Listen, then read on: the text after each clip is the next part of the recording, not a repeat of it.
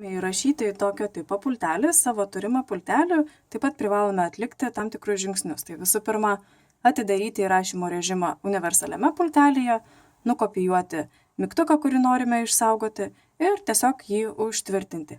Atidarymo režimas yra toks. Nuspaudžiate pirmąjį mygtuką ir 4 kartus spustelėjate antrą mygtuką. 1, 2, 3, 4. Kaip matote, LED lemputė pradeda mirksėti kas 2 sekundės. Tuomet spaudžiame mygtuką, kurį norime nukopijuoti. Kartais būna, kad pultelis nepagauna kodo, todėl galima tiesiog pažaisti, paieškoti kampo, kuris būtų patogiausias.